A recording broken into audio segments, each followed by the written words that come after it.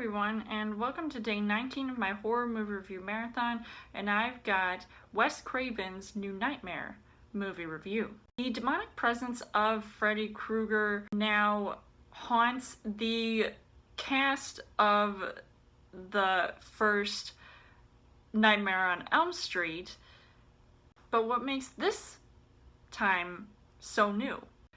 So as far as the story goes, Wes Craven directs yet another Nightmare on Elm Street film that I think is very clever yet seemingly original based off of the concept alone. I literally never thought I'd see another movie like this, and it's kind of ironic considering that a few years later, because this movie came out in '94 I'm pretty sure, and he also directed the Scream franchise, in which the third Scream film also had the same concept where actors and characters from the Stab films were coming together to take out this one antagonist, and the same situation happens here, only technically Freddy Krueger is now this spiritual form, and it's a mix of reality versus fantasy,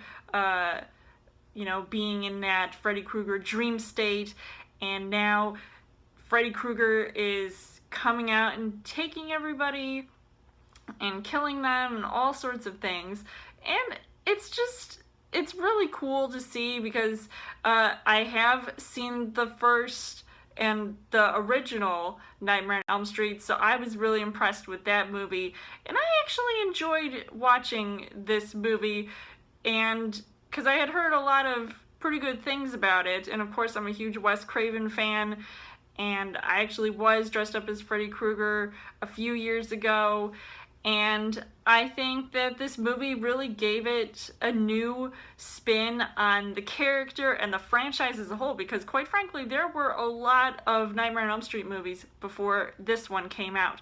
So to even try to come up with something different I felt would seem risky at first because of everything that was going on. And so as far as the casting goes, you've got Heather Langenkamp, and she actually plays herself in this movie. She was Nancy in A Nightmare on Elm Street, along with everybody else in this movie except for another actor I'm going to mention. And so it was really cool to see how her character was sort of dealing with all of this, because she was a mother and a wife, and now she's doing all of these actor-related things, but still having to deal with Freddy Krueger coming back and terrorizing everybody.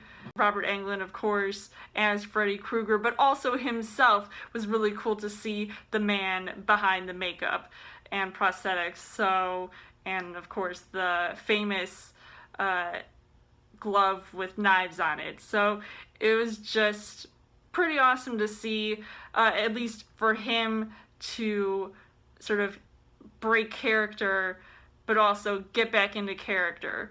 And Micah Hughes was the son of Heather, and it's kind of cool to see him here because also, if you recognize him, he was Gage from Pet Sematary, and I thought, like, his character, he definitely, as a child actor, he played off his sort of possessed, creeped out kid role pretty well. And then even seeing Wes Craven himself making an appearance in his own film, I thought was really nice to see, because he was also dealing with having some nightmares like everybody else about Freddy Krueger. So whether his agenda was to make this new movie, but apparently the spirit of Freddy Krueger did not give him his blessing. That's why he's terrorizing everybody. The acting was at least decent at best. So the things that I liked about this movie was, not only was it very creative and clever to see this kind of storyline play out, but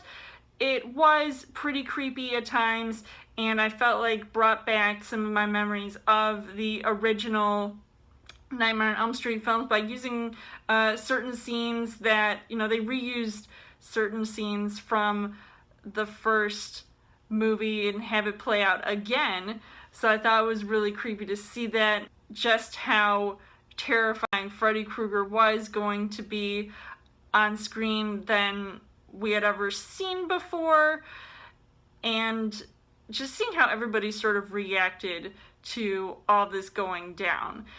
But unfortunately, the things that I didn't really like about this movie was that there were some cheesy moments in the film, and while I felt like the original Nightmare on Elm Street had a certain campiness to it, I mean, in this movie it was blatantly obvious, just versus showing more of those gory elements that I feel like was a missed opportunity to not really show that much. And I feel like maybe this was trying to look like one of those cerebral horror films, but I'm not really sure exactly what was all sort of going on, especially by the third act. So overall, I would say that this movie was still pretty impressive for what it was, and I definitely enjoyed watching it. I was really